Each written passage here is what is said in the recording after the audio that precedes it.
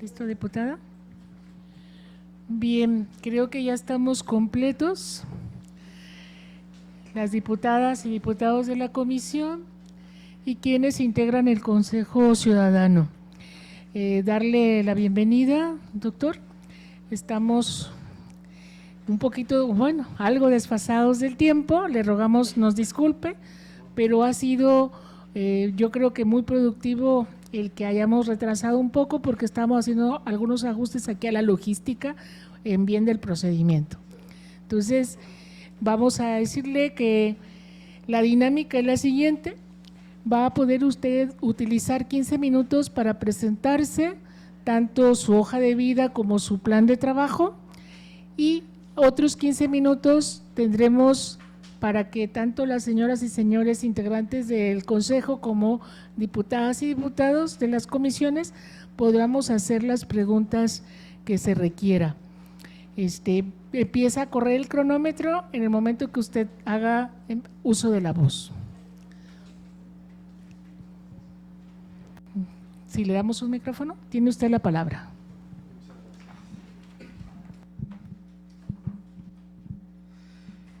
Primeramente, agradecer a cada una y cada uno de los integrantes de este cuerpo colegiado que nos consta vienen trabajando de manera objetiva e intensamente para que del resultado de este ejercicio democrático salga que su resultado sea en beneficio de las y los colimenses. Como ya conocen, soy Sabino Hermilo Flores Arias, actual presidente del organismo público defensor de los derechos humanos en el estado de Colima, y tomé la determinación de acceder no a este derecho que me da la propia ley orgánica, de poder solicitar ser tomado en cuenta al parejo de los demás aspirantes, hombres y mujeres, para un segundo periodo. En ese sentido, decirles que me alienta principalmente el tener la oportunidad de seguir sirviendo a mi estado, de seguir sirviendo a las y los colimenses. Hemos realizado en estos ya casi 4 años al frente del organismo una serie de acciones que nos motivan pues a que se sigan impulsando y a que sigan por esa senda, por ese camino. Y lo hemos hecho de manera responsable, de manera seria, de manera firme, en alianza con asociaciones civiles, en alianza con instituciones, porque de esa manera es como hemos ido logrando los resultados a favor del organismo que represento. A mi llegada a la Comisión de Derechos Humanos hace ya casi 4 años, llegué en condiciones muy complejas para el organismo. El organismo enfrentaba un déficit presupuestal de más de más de 1.200.000 pesos.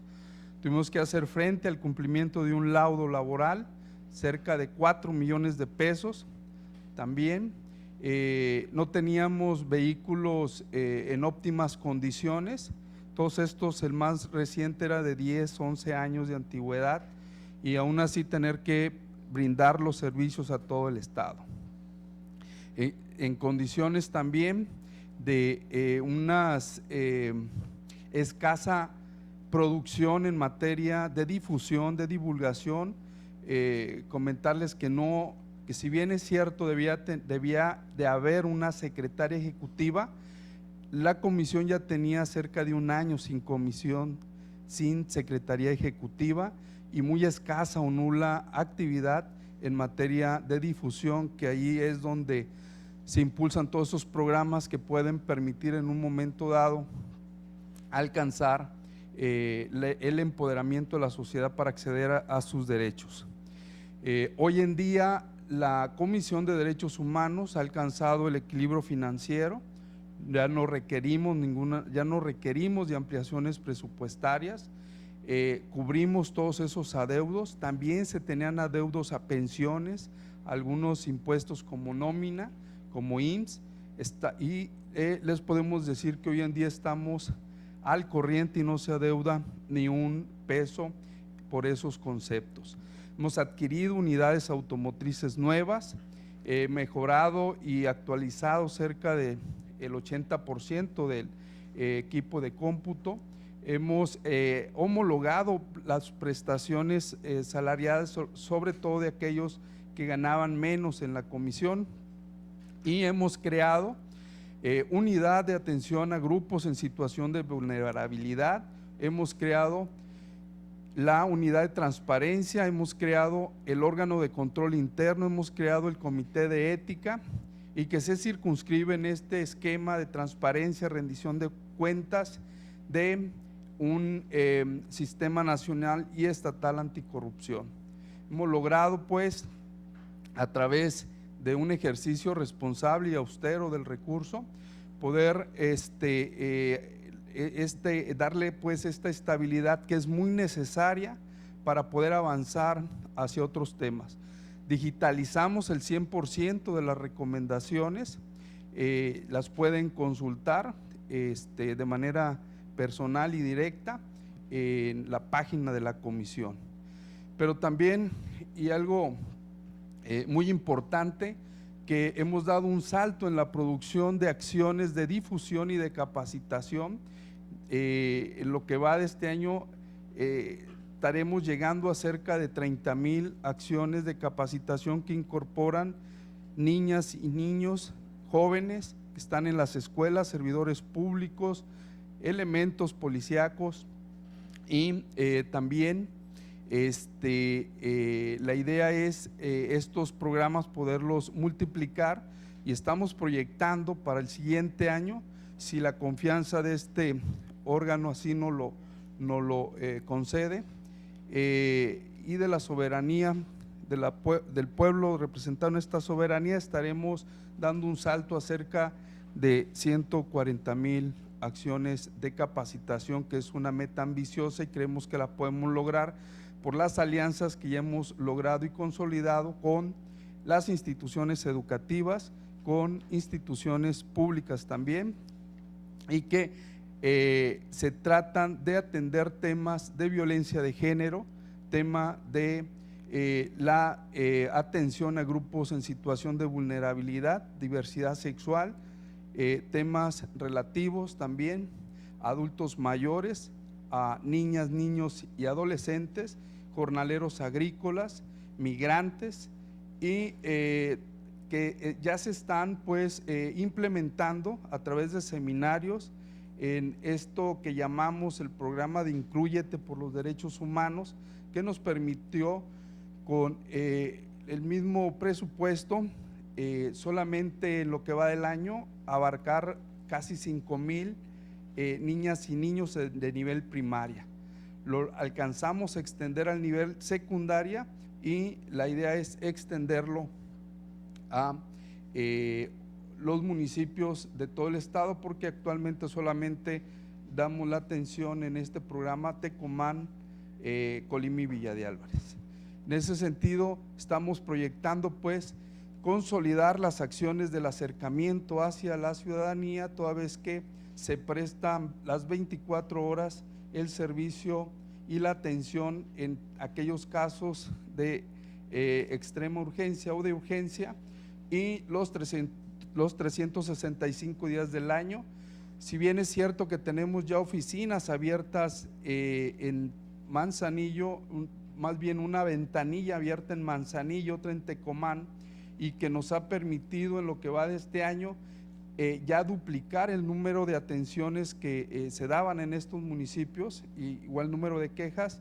Lo cierto es que merecen pues estos dos polos importantes de desarrollo del estado contar con oficinas regionales, y que es algo de lo que está planteando y de lo que está proyectando, que se pueda fortalecer institucionalmente a la Comisión de los Derechos Humanos para que cuente con su edificio propio, en el cual reciba a las y los colimenses, y que es un anhelo no solo del personal de la comisión, sino de toda la ciudadanía.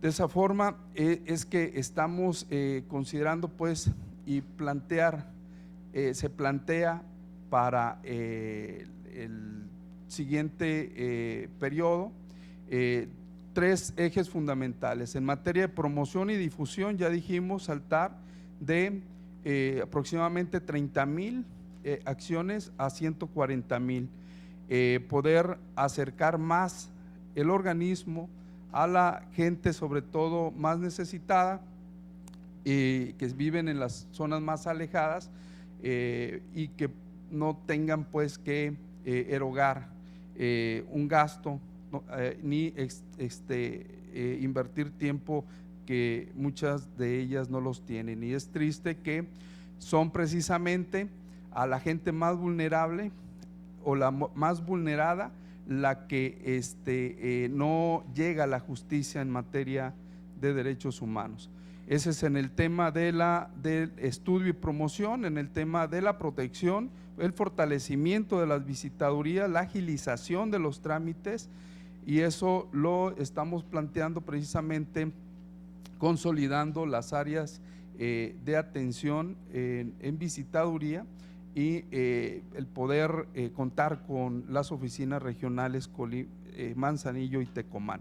Y en el fortalecimiento institucional, como ya lo mencionábamos, además de poder contar con edificio propio, es la mejora en las percepciones de los compañeros y colaboradores en atención a que ya son cerca de 12 años que siguen con el sueldo en que ingresaron al organismo defensor de los derechos humanos. No sé cómo voy de tiempo. 10 minutos. Gracias. Como viene ahí en la semblanza curricular, su servidor soy tecomense, tengo toda mi formación profesional en instituciones públicas, particularmente en la licenciatura en Derecho en la Universidad de Colima, también la maestría en Ciencias Penales y luego el doctorado que cursé en el Instituto del Derecho y el Estado, que llevamos a cabo en coordinación con el Poder Judicial del Estado de Colima, el Colegio de Maestros y Doctores en Derecho Guillermo Ruelas Ocampo y el IDE. Catedrático en varias universidades, instituciones de nivel superior en áreas de derechos humanos. Mi tesis y que está concluida y revisada se titula Hacia un Estado universal por la senda de los derechos humanos. He participado en foros nacionales y también algunos internacionales en temas de protección de los derechos de las niñas, niños y adolescentes, temas de género, temas de feminicidio y en general lo que es la lucha por los derechos humanos en México, pero también en el contexto internacional, tomando en consideración que somos parte de un sistema, no estamos aislados los organismos locales, sino que somos parte de un sistema nacional y un sistema internacional, que todos hacemos ese bloque de defensoras y de defensores en materia de los derechos humanos. Es una tarea que nos queda claro a nosotros, que en la medida en que logremos como Estado consolidarla, las y los colimenses, y ahí están incluidas nuestras familias, nuestros hijos, todos nos estaremos desarrollando en una entidad con mejores condiciones de vida y de progreso. Quedo abierto a las preguntas, quedo a sus órdenes. Muchas gracias, doctor. Ahora sí, pasamos a las preguntas. Iniciamos con el bloque con las señoras y señores consejeros. Tienen la palabra. Gracias. Doctor, la primera pregunta que le formularíamos Dentro de las reformas que se realizaron a la Constitución en el 2011 en materia de derechos humanos, ¿cuál considera usted que es el principio fundamental en materia de derechos humanos? Muchísimas gracias. Bueno, hay muchísimas cosas que se pueden mencionar acerca de esta reforma, pero sí puntualizar que viene precisamente a visibilizar el tema de los derechos humanos en el marco constitucional. Anterior a esa fecha, solo en la parte del artículo 102, inciso B, tenía la palabra derechos humanos y en todo el demás texto constitucional 2. Hay visibilizados en el artículo primero constitucional, primeramente, el que la defensa, la protección, el estudio y la divulgación de los derechos humanos es responsabilidad y es tarea de todas las autoridades del sistema mexicano. Y esto viene a ser algo sumamente trascendental porque lleva pues a que todos los que desempeñamos una función pública lo hagamos precisamente con enfoque de derechos humanos, porque no es una, galantería de parte del servidor público, sino una obligación constitucional. Luego entonces, quien no respeta los derechos humanos lo que está haciendo es despreciar a nuestra máxima Carta Constitucional. El otro gran avance tiene que ver con que se describe un bloque constitucional, no solamente con los derechos y prerrogativas que nos da nuestra Carta Magna, sino que expresamente extiende y refiere a aquellos contenidos en los tratados y convenios internacionales. Y que la interpretación que tenemos que darle a ello debe de ser primero conforme a nuestra Constitución y a estos tratados, y en caso de que se requiera o que exista la necesidad de abundar, debe de optarse aquella norma que brinde mayor protección a la persona, lo que se conoce como el principio pro persona, principalmente. Gracias, doctor. La segunda pregunta, ¿cuáles son las principales atribuciones de la Comisión Estatal de Derechos Humanos? Esa la sabe fácil. Bueno, son dos, yo las puedo exponer en dos grandes, podemos decirlo así, de dos frentes o dos tareas, una de protección y de defensa de los derechos humanos, y que se lleva a cabo a través de las visitadurías o de las áreas de visitaduría, donde se reciben quejas, se investigan las violaciones o presuntas violaciones a los derechos humanos, se instruyen los expedientes correspondientes y una vez agregados los elementos objetivos probatorios y analizados los mismos, se realiza una función técnica que tiene que ver con la concatenación de todos esos elementos y determinar una de dos cosas: o que existe una violación y por lo tanto se tiene que emitir una recomendación, o que no existió tal violación y por lo tanto se tiene que emitir un documento de no responsabilidad.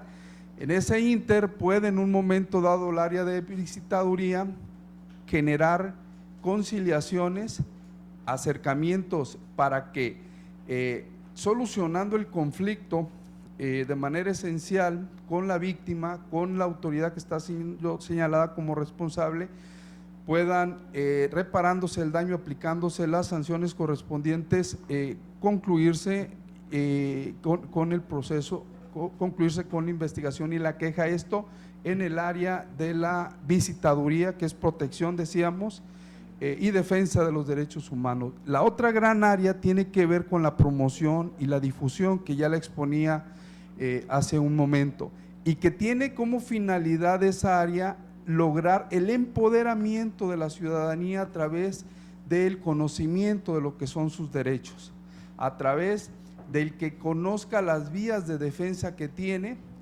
las jurisdiccionales, pero también las no jurisdiccionales, para que acceda a la justicia, para que aquel acto o aquella omisión de un servidor público que le ocasionó un agravio a sus derechos humanos sea precisamente reparado y alcance pues el acceso a la justicia.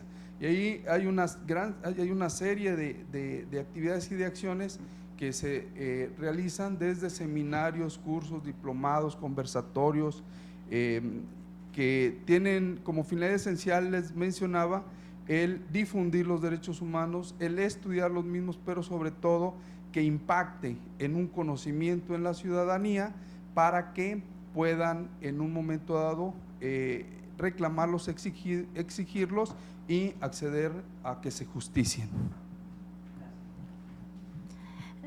Sabino, una pregunta. ¿A qué te refieres con 140,000 acciones? ¿A 140,000 seminarios, a 140,000 talleres o a las personas que reciben los talleres? Porque así se oye aparatoso 140,000 acciones. ¿A qué específicamente te refieres? Sí, muchísimas gracias. Qué bueno que nos permite hacer ahí la precisión, la aclaración. Una acción de difusión o de capacitación la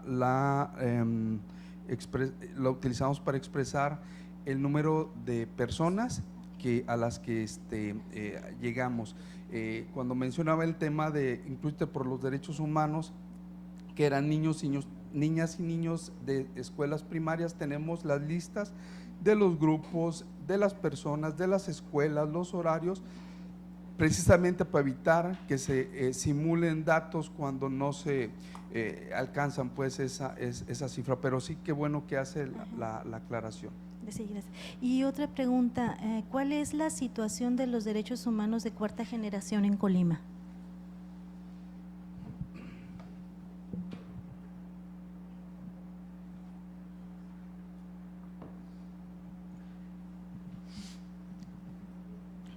Sí, por derechos de cuarta generación nos estamos refiriendo, digo, porque hay algunos autores que precisan quinta y hasta sexta generación de derechos, pero yo ubico a los derechos de cuarta generación, los que tienen que ver con la protección de los datos personales, todos estos derechos que se tienen que garantizar ahora con motivo de el avance de las tecnologías y que se circunscriben también el acceso a la información pública, el tratamiento que se le tiene que dar a toda esa información que acumulan las instancias públicas, por citar algún ejemplo de ellos, que existen también a la par de los organismos defensores de derechos humanos como las comisiones. Existen otros organismos diseñados ex profeso en particular para dar protección a estos derechos. Mencionaba el de acceso a la información pública y el de la protección de datos personales. En el estado de Colima, sin duda que se ha avanzado, en todo el país también. Cada vez la sociedad realiza mayor número de consultas, cada vez se sensibilizan mayor número de instituciones públicas para contar con sus portales digitales en los cuales se puedan plantear o se puedan presentar o tener accesible toda la información que debe ser pública para la ciudadanía. Y están desarrollándose también a nivel nacional plataformas que garanticen, ¿no?, el acceso a estos derechos. Hay quienes consideran también como derechos de cuarta generación los relativos a los efectos del cambio climático, y que vemos que ya son unas consecuencias que son palpables y visibles, y que principalmente corresponde a las instancias, a los gobiernos, la realización de algunas acciones tendientes a disminuir las emisiones de gases efecto invernadero, en cómo generar también la motivación del uso de otros medios y medios de transporte, principalmente no contaminantes, combustibles libres de estas sustancias que producen pues estos efectos a la naturaleza, y que ciertamente se advierten que no existen medidas efectivas para impactar en estos campos, en estos terrenos. Solo concluyo esta última pregunta, referir que existen acciones desde las instancias particulares, hay colectivos muy importantes que realizan este activismo porque es necesario visibilizar el daño que estamos ocasionando al planeta, y que en ocasiones, cuando no lo resentimos de manera directa, pues no le damos la atención que requiere. Pero sí es importante trabajar de la mano con estos colectivos, con estas instituciones de la iniciativa privada también, para lograr visibilizar el tema y sobre todo realizar acciones en torno a el goce efectivo de estos derechos. Doctor, buenas noches. Buenas noches. Formando parte del Consejo de Ciudadano, a la ciudadanía nos llega información a través, entre otros medios, de las redes sociales. En su informe del 2018 de la Comisión, se abrieron un total de 478 expedientes. Se emitieron 12 recomendaciones a 6 autoridades. Bueno, entonces la pregunta viene en este sentido. Desde su punto de vista, ¿cuál es la razón por la cual las recomendaciones que emite la Comisión son mínimas en comparación a las quejas que se presentan? Muchísimas gracias, y qué bueno que se plantea esta pregunta, porque nos permite precisar lo siguiente. Si hacemos un comparativo en cuanto al número de habitantes y el recurso que la Comisión de Derechos Humanos recibe en comparación con los organismos de otras entidades, ese es un dato objetivo que se puede corroborar, que se puede consultar. Estamos por encima de la media nacional en cuanto al número de recomendaciones. La otra precisión: para emitir una recomendación se requiere el contar con elementos objetivos que arriben a la conclusión de una certeza, es decir, que no nos deje lugar a dudas de que existió la violación al derecho humano y que es atribuible a una autoridad. Sin embargo, la principal función del organismo público defensor de derechos humanos no lo es la emisión de las recomendaciones, sino que lo es la solución del conflicto que se genera, del conflicto social que se genera cuando se suscita un hecho violatorio de derechos humanos. Aquí podemos clasificar de faltas graves y faltas no graves. En las graves, como sucede en el proceso penal, haciendo el comparativo, se agotan las instancias generalmente hasta su conclusión, y esas no ameritan o no dan lugar a su resolución por vías alternas, como son precisamente la conciliación, como pueden ser aquellas soluciones cuando hay un desistimiento de parte del quejoso, o cuando optan por continuar en las vías judiciales o jurisdiccionales la justiciabilidad del conflicto o de la queja planteada. En ese sentido, sí es importante pues hacer esta precisión de que esa es la razón por la cual no hay una cantidad que corresponda exactamente al número de quejas, frente al número de recomendaciones. La gran mayoría, como sucede en los procesos modernos de justiciabilidad, la gran mayoría de los asuntos son resueltos por los medios alternos y que en ocasiones, o no en ocasiones, sino que siempre son más ágiles, siempre son más rápido para lo esencial que va a ser el quejoso, que la víctima acceda a la justicia. En el sistema tradicional, pues casi todos se iban a sentencia. En este nuevo sistema son las salidas alternas las que se privilegian y solo ciertos casos van a juicio oral, aproximadamente como el 5% de los asuntos, y que es una dinámica que viene ocurriendo análogamente en los organismos defensores de derechos humanos, pero insisto, se puede corroborar la cantidad en la producción de la Comisión del Estado de Colima frente a otros organismos, frente a otras comisiones. Gracias, licenciado. Es cuanto. La siguiente pregunta sería: ¿se violan derechos humanos al interior de la Comisión de Derechos Humanos?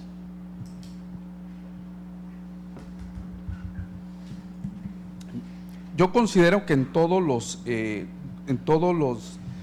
los grupos sociales existe posibilidad de que se restrinjan o se vulneren derechos humanos de alguna persona. Si hemos tenido algunos casos hacia el interior del organismo en donde se ha afectado a algunas personas en sus derechos y se ha procedido precisamente conforme a los procesos, conforme a los propios procedimientos de responsabilidad. Por ello es importante precisar que ya existe no solo el Código de Ética que lo marca el nuevo sistema anticorrupción estatal, sino que está el Comité de Ética que se encarga, en principio, que se encarga de justiciar esos hechos que sucedan hacia el interior del organismo, y que ya hemos puesto a su disposición las consideraciones para que ellos en algunos casos actúen, y que otros inclusive han derivado en consecuencias de índole administrativo, pero también dado vista hacia hoy Fiscalía, hacia la anterior Procuraduría, hoy Fiscalía del Estado. ¿Por qué? Porque estamos obligados a predicar con el ejemplo de que todas y todos nos sujetemos al marco de la ley, y cuando sucedan actos en donde pueden vulnerarse derechos humanos hacia el interior, se canalicen a través de estos cuerpos colegiados de justiciabilidad hacia el interior, y porque además lo establece la ley y porque además lo establece el propio sistema, adicional a que ya cuenta el organismo con el órgano de control interno, que canaliza también ámbitos de disciplina, de incumplimientos que pueden sí ser traducidos ante esta amplia gama, o mejor dicho, ante la generalidad del concepto de derechos humanos, sin un acto de afectación a algún colaborador, de uno a otro, puede ser precisamente encuadrarse en un acto que vulnere sus derechos humanos. El simple trato digno, licenciado. Muy bien, una última pregunta. La Suprema Corte de Justicia recientemente emitió una jurisprudencia donde dice que los particulares también pueden caer en la violación a derechos humanos. ¿Usted en lo particular ha violentado derechos humanos de alguna persona vulnerable? A ver, no me queda claro la pregunta, no sé si… Sí, le vuelvo a repetir. La Suprema Corte de Justicia de la Nación recientemente emitió una jurisprudencia donde los particulares, no los funcionarios públicos, sino los particulares, pueden incurrir en la violación de derechos humanos, obviamente de personas vulnerables. Usted, en lo particular, ha violentado derechos humanos a alguna persona vulnerable. O si ya capto la pregunta. En este concepto de afectación a derechos humanos, primero, no solo servidores públicos y no solo funcionarios violentan derechos humanos. Los particulares que cometen delitos están vulnerando derechos humanos, la vida, la integridad física, el patrimonio, la fama, la honra son derechos humanos. La pregunta es, doctor, si usted.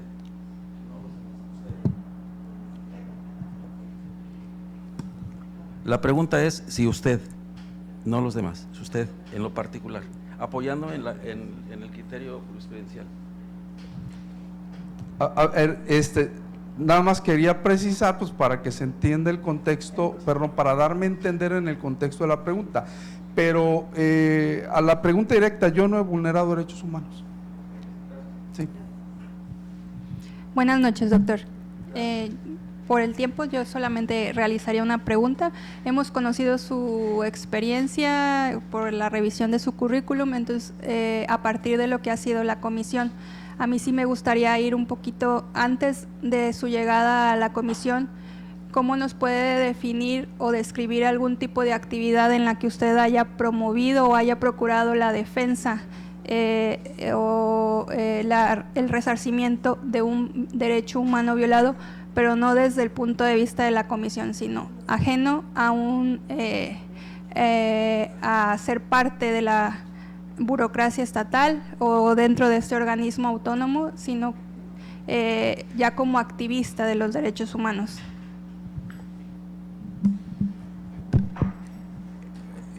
A ver, allí en el mismo currículum se establecen actividades extracurriculares.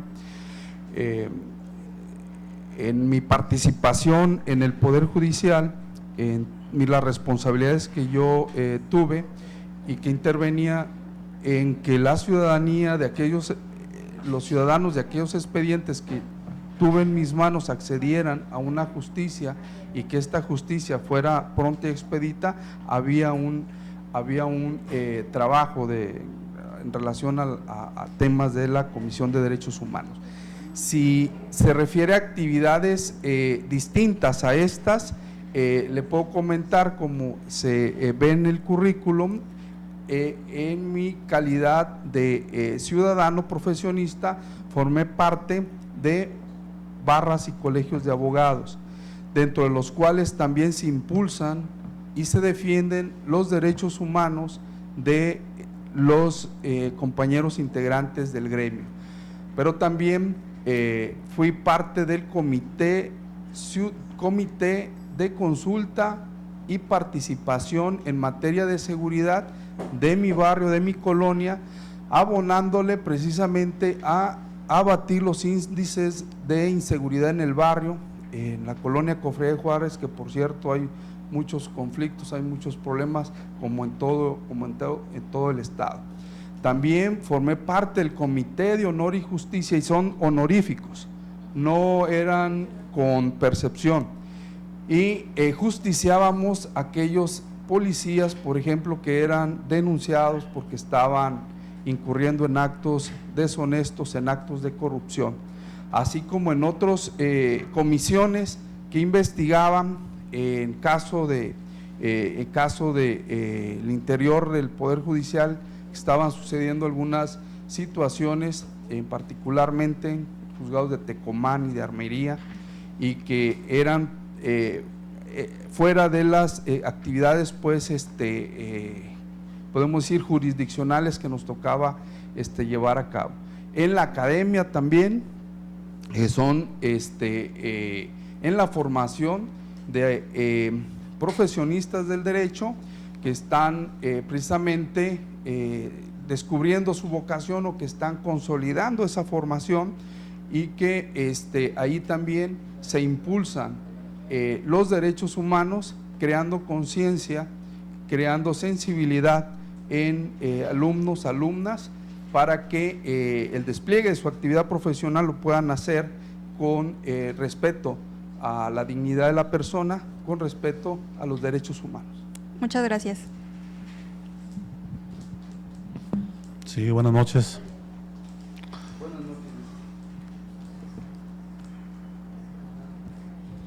Aquí, de acuerdo a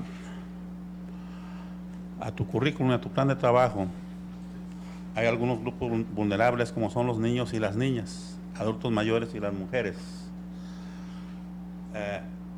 De las quejas presentadas ante la comisión que representas, se rechazaron algunas sobre estos grupos vulnerables.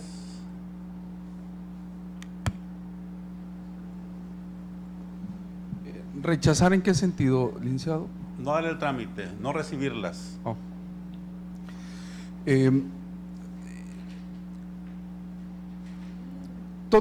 Siempre y cuando reunieran los requisitos de que fuera una autoridad la que está siendo señalada o un servidor público y que estuviera en juego un derecho humano, como puede ser la integridad física, la salud, la vida, inclusive la educación, la salud, etcétera, se admiten, y ya es resultado en un momento dado de la propia investigación el que la conclusión que tengan.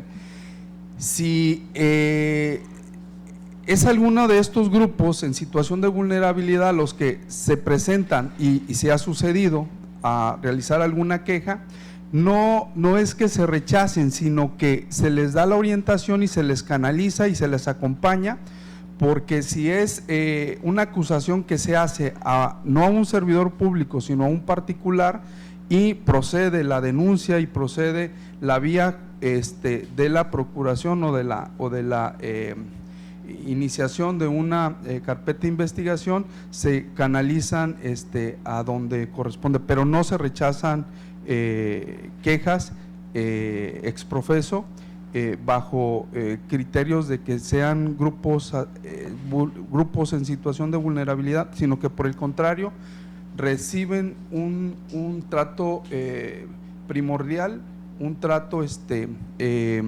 preferencial quienes se encuentran dentro de uno de estos grupos en situación de vulnerabilidad. Continuando con la pregunta que te hizo el licenciado Gilberto, ¿cuántas violaciones a los derechos humanos se han efectuado dentro de la misma comisión?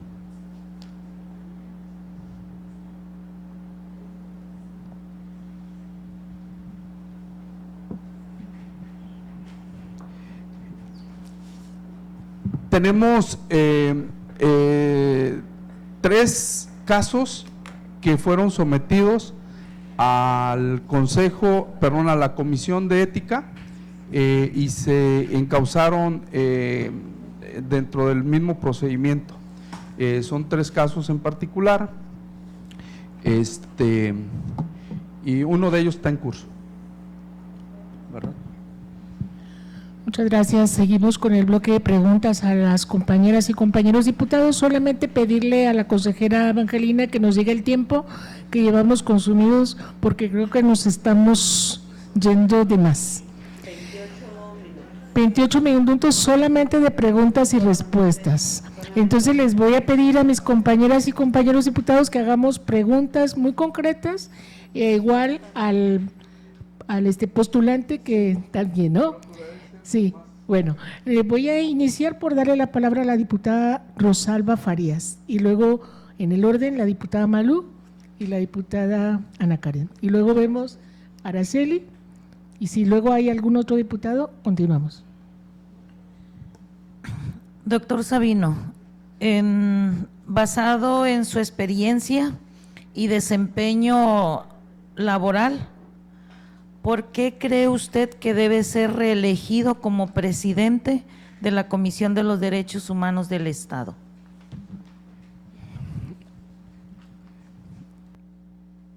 Considero que servir a Colima es un alto honor y el tener esa posibilidad de seguir impulsando un trabajo que no es de Hermilo Flores, sino que es de todo un equipo, pero que además va acompañado de asociaciones civiles con las cuales se han logrado avances importantes. Considero necesario el no dejar no dejar esa tarea inconclusa y continuar precisamente haciendo honor a quienes se han estado sumando con su servidor al frente de la comisión y sobre todo el continuar, ¿no?, con estos resultados en beneficio de las y los colimenses. Es cuanto.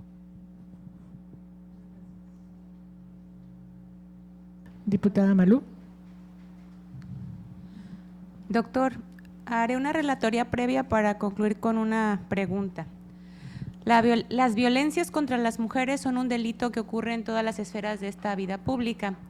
¿Qué actuación ha tenido la Comisión Estatal de Derechos Humanos cuando el agresor es un funcionario público electo en comicios? ¿Qué procedimientos ha llevado a cabo y cuáles son sus efectos legales, puesto que la violencia en nuestro país sigue creciendo? Colima no es ajeno a esa tendencia. Los datos oficiales revelan que se ha frenado este impulso en varios delitos, excepto en la cuestión de la violencia intrafamiliar. Teniendo presente que este tipo de violencia es precursor de otras conductas delictivas más graves o dañinas, deberíamos ocuparnos de que todas y todos los colimenses tengamos claro que la violencia intrafamiliar no puede quedar impune.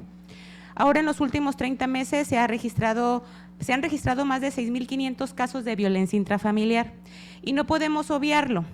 Existe un caso que ha tenido los reflectores de la opinión pública y los medios.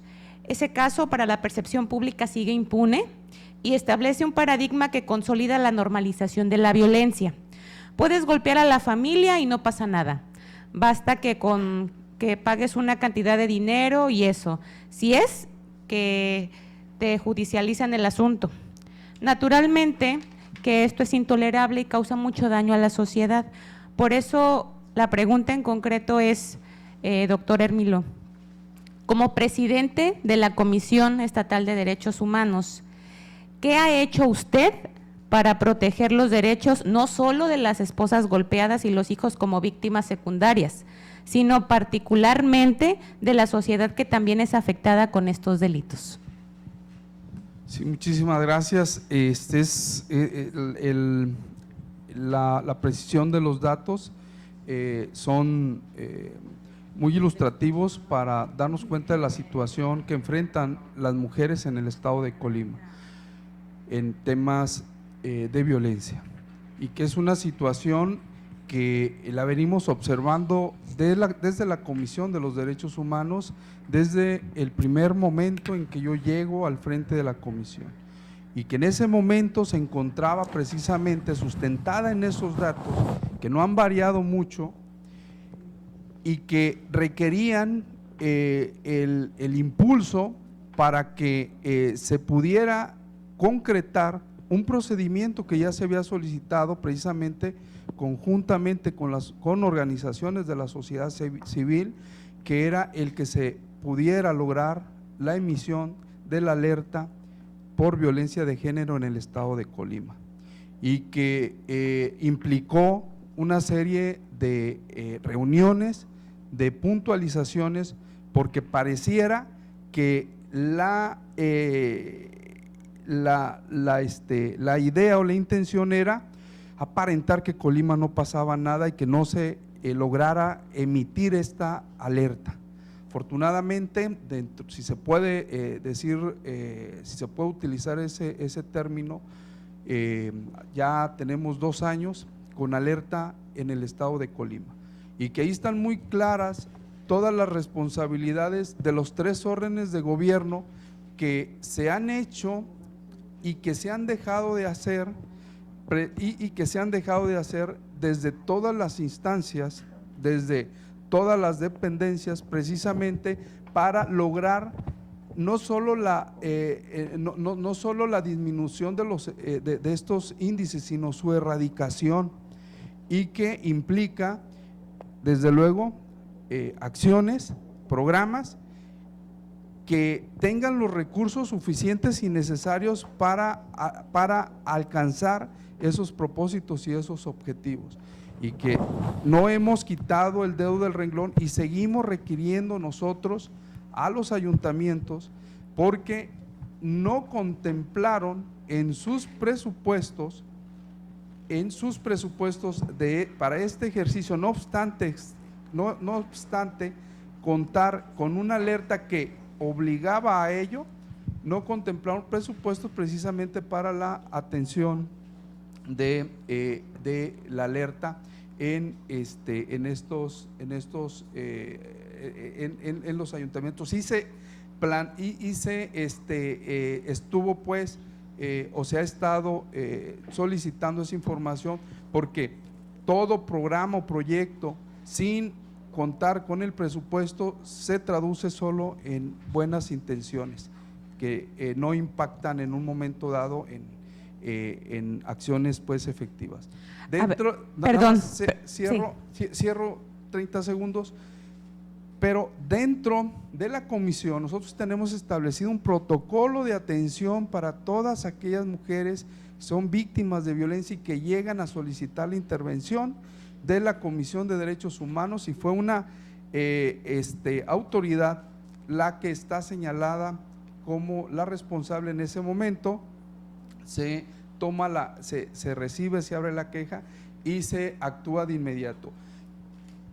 Y la primera acción que hacemos es la emisión de medidas cautelares, precisamente para lograr la protección en su integridad física, porque el esperar a concluir un procedimiento, pues eso pudiera traer como consecuencias lamentables el poner en riesgo la vida de alguna mujer que se ha presentado a pedir el auxilio y el apoyo de la comisión.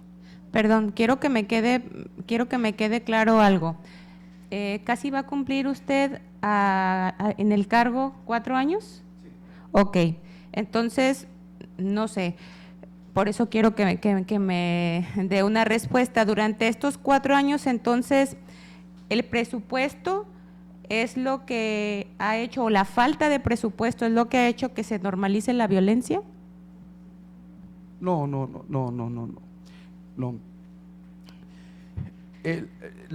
Un tema es la normalización de la violencia y otro tema son las acciones que se diseñan o que se encaminan o que se programan para su erradicación, para la erradicación de la violencia y su desnormalización, ¿verdad?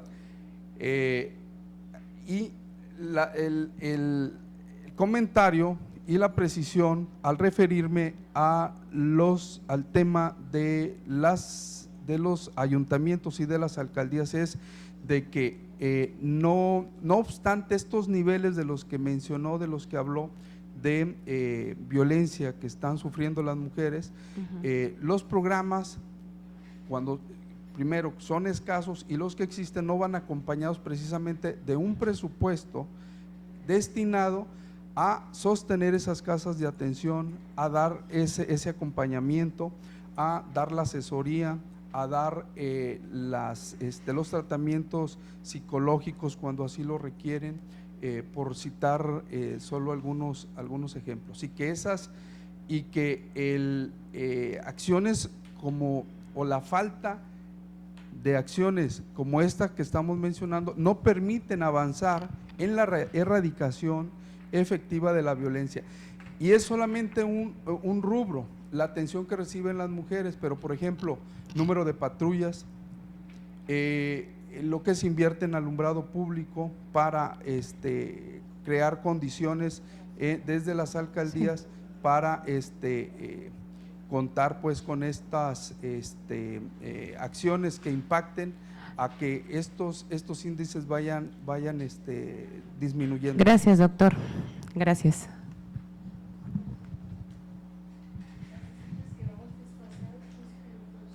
Sí, yo entiendo que vamos un poquito desfasados, no traigo reloj, pero si me permiten formular las preguntas, creo que son muy importantes.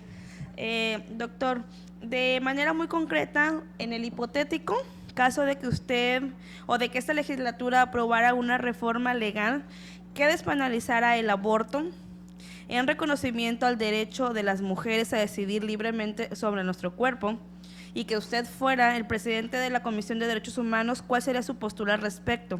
¿Estaría a favor de que la comisión promoviera una acción de inconstitucionalidad en contra de dicha reforma?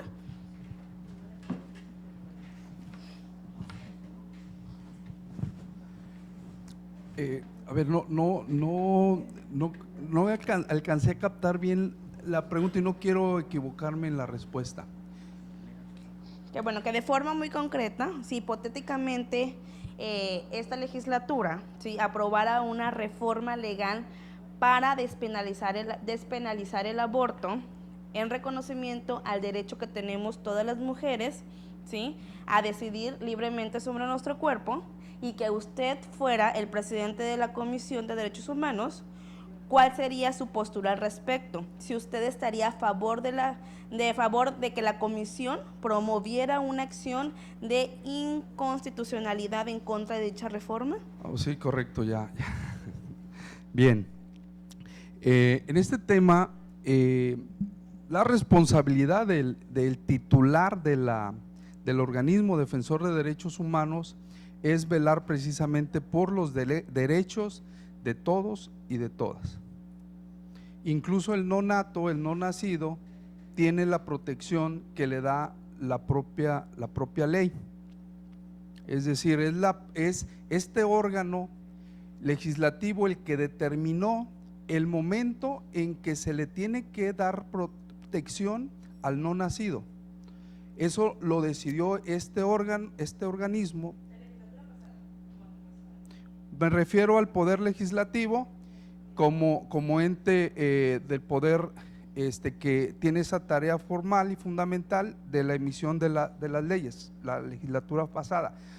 Y en ese sentido, en mi calidad de presidente estoy obligado de dar cumplimiento a esa protección como lo planteó o como está planteado en la ley, ¿verdad? Sin duda que entran en ponderación una serie de derechos, y si uno tiene que elegir en este ejercicio de ponderación, lleva a que elijas por el desprotegido, por el sin voz, porque no tiene el que no tiene esa posibilidad de ejercer ese derecho. Pero aquí no hay duda, porque la protección de la vida la da desde el momento de la concepción. No hay duda. En caso de que exista una reforma donde cambien esa perspectiva, es decir, donde decida este órgano legislativo que la protección a la vida se va a dar en un momento distinto, y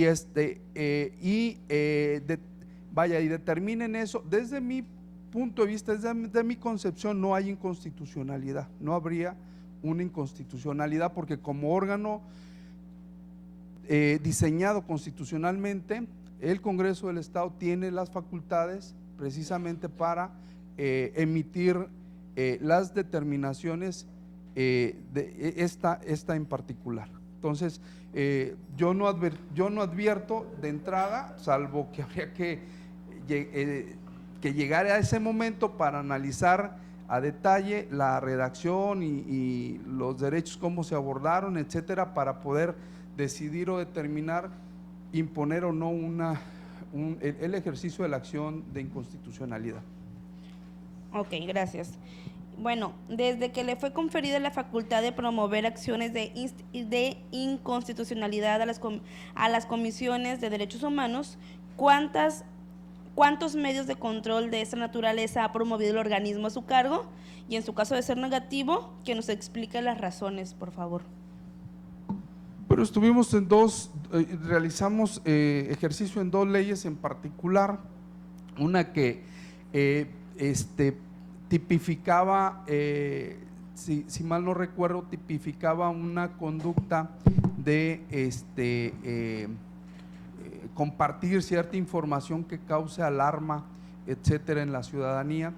Ya habíamos advertido nosotros un vicio de inconstitucionalidad, sin embargo, cuando pasa al Poder Ejecutivo, no se publicó, se vetó y no se pudo interponer por cuestión formal y legal. Es decir, para poder interponer una acción de inconstitucionalidad es importante que entre en vigor la disposición que se considera con ese vicio, ¿verdad? El otro tema y el otro caso que les comento tiene que ver con un planteamiento que hicieron algunas asociaciones en el sentido de que el procedimiento que se estaba contemplando en la ley orgánica de la hoy Fiscalía debería de ser de manera diferente.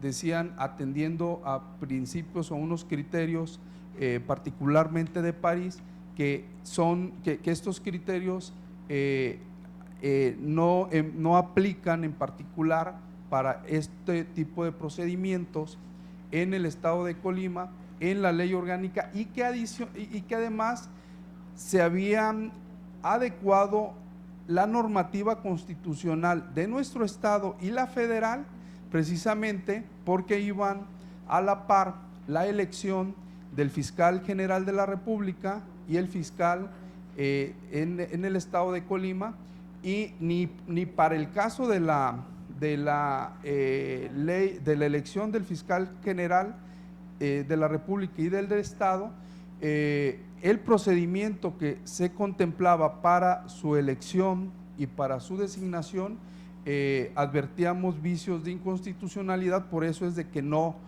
se interpuso. Igual criterio lo decidió la Comisión Nacional de los Derechos Humanos, quien sí interpuso una acción de inconstitucionalidad, pero no para el tema de la elección del fiscal, sino por el tema de una reserva de información, una reserva genérica de información que pugnaba con el principio de máxima publicidad y que se encuentra ahorita en análisis en la Suprema Corte de Justicia de la Nación. No han resuelto, en donde sí presentamos nosotros argumentos principalmente para la acción de inconstitucionalidad, fue sobre la mal librada Ley de Seguridad Interior, que al no ser competencia al ser una ley federal, no era competencia de la comisión local, pero sí planteamos nuestros criterios y que a final de cuentas sí se interpuso por la nacional y se declaró inconstitucional la ley completa. ¿Es cuánto? Bueno, gracias, pero entonces nos queda claro que es ninguna, ¿no? Por las razones que ya nos menciona. Y bueno, se dice que existen 13 recomendaciones con motivo de la alerta de violencia de género y que no se han cumplido. Por ello es que le pregunto, ¿por qué no ha acudido a esa soberanía para llamar a los funcionarios a acatar las recomendaciones? Sí, comentar que ese expediente está en curso. Se solicitaron la información a todos los ayuntamientos, algunos contestaron, otros fueron omisos. Está todavía en integración para determinar a final de cuentas la emisión de una recomendación y el llamado de aquel servidor público o aquel funcionario ante el Congreso. Sucede cuando se emita la recomendación, se le notifique y no la acepte, ¿verdad? Pero ese proceso está en curso aún, se están recabando informaciones todavía. Entonces, por esa razón es que no ha llegado al Congreso en una recomendación de esta naturaleza que no haya sido observada o acatada. Gracias. Bueno, por último, doctor, porque ya estamos en los tiempos muy excedidos, solamente preguntarle cuánto debería de ganar la persona que presida la Comisión de Derechos Humanos, y con eso finalizó. Muchísimas gracias. La cantidad que determine esta soberanía, que cuando promulgó la ley orgánica estableció que la percepción debe de ser la equivalente a la de un magistrado del Poder Judicial del Estado. Entonces, que oscila entre los 75,000 pesos aproximadamente al mes, y que si tienes tú algún quinquenio por el servicio público es que es mayor a esa cantidad. De eso son como el 30% lo que se va en ISR, así es de que queda sobre los 50 y algo mensual. Muchas gracias. Antes de darle el micrófono a la diputada Araceli, nada más decirles que en aras de la equidad en el tiempo a los postulantes es que sí les he pedido que concretemos mucho las preguntas y las respuestas. Gracias.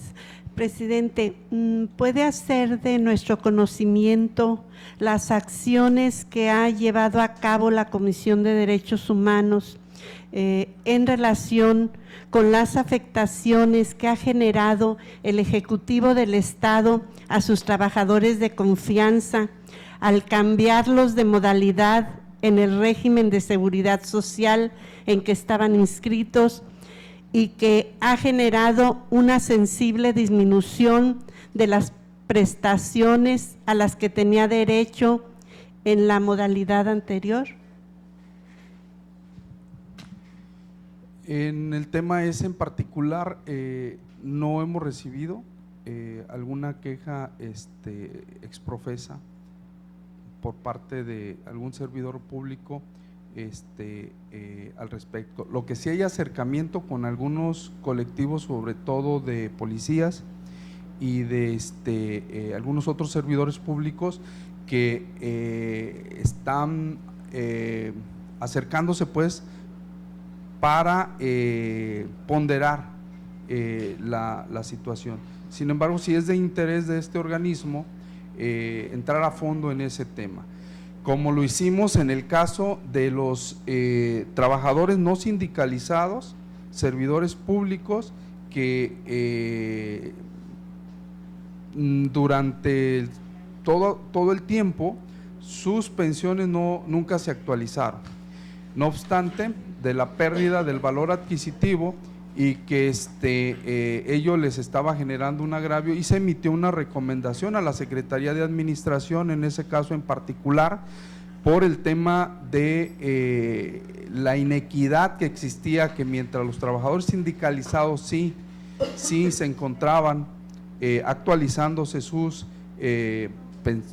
pensiones o sus percepciones por materia de jubilación, no así los trabajadores de confianza, pensionados o jubilados, y que este caso que expone sin duda está atento el organismo para poder en un momento dado dar el impulso a este tema, que ya lo estamos atendiendo, pero no se ha formulado expresamente queja alguna hasta este momento. Presidente, pero aunque no haya existido una queja alguna, ¿no se debería seguir por oficio?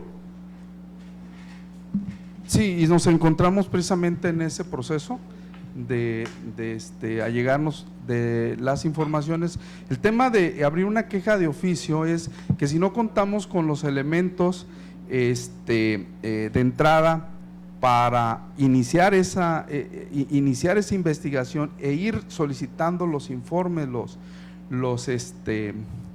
ir recabando todas esas pruebas, todas esas informaciones, nos puede hacer no lograr el propósito, el objetivo, ante la falta de esos elementos, y quienes los tienen son los propios afectados siempre.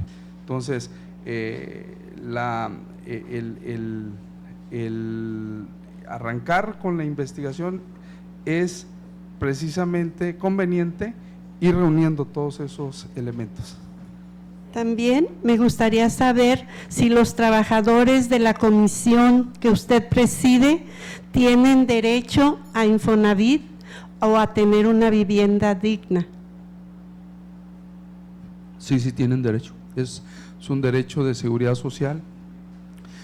y que nosotros lo hemos contemplado, también tienen derecho a una percepción, a un ingreso, una percepción que se vaya actualizando con el transcurso del tiempo y la pérdida del valor adquisitivo, y tienen derecho a gozar de mejores percepciones, y que año con año, incluso en el presupuesto, en el anteproyecto de presupuesto de este año, lo planteamos tanto a la Secretaría de Finanzas como a esta soberanía, y que ello nos requiere un presupuesto alrededor de los 15 millones y medio de pesos.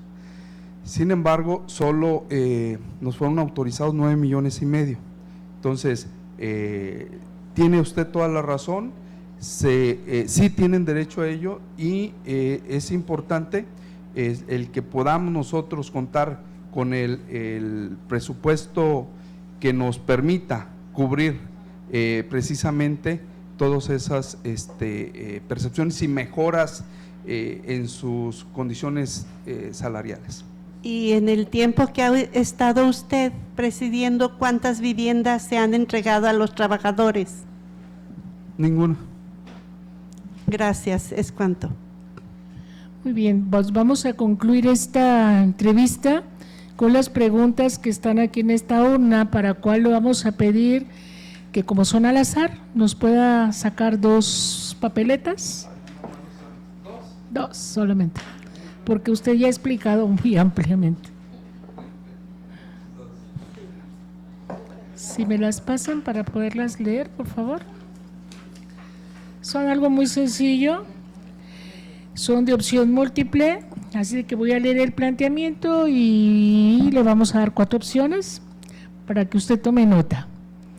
Dice, a raíz de la Suprema, dice, mejor la leo diferente. La Suprema Corte estableció que los jueces militares no eran competentes para juzgar a militares acusados de violar derechos humanos, ordenando que dichos casos fueran turnados a la Justicia Ordinaria Federal. ¿Por qué caso de los siguientes? Por el caso Campo Algodonero, por el caso Radilla Pacheco, por el caso Juan Carlos Abella o por el caso de la comunidad Moiguana. Es el caso Radilla Pacheco. Ok, gracias. Señale cuáles de los siguientes órganos no integra la Comisión de los Derechos Humanos en el Estado de Colima. A, Secretaría Ejecutiva. B, Consejo. C, Comité Ejecutivo. D, Visitador. Comité Ejecutivo. Muchas gracias, doctor. Pues con esto terminamos la entrevista. Me gustaría que nada más anotáramos el tiempo, porque es importante que quede registrado, porque sí nos excedimos bastante. ¿Sí? ¿Me dice cuánto? 67 minutos en total. 67 minutos con 47 segundos. Pues muchas gracias, doctor.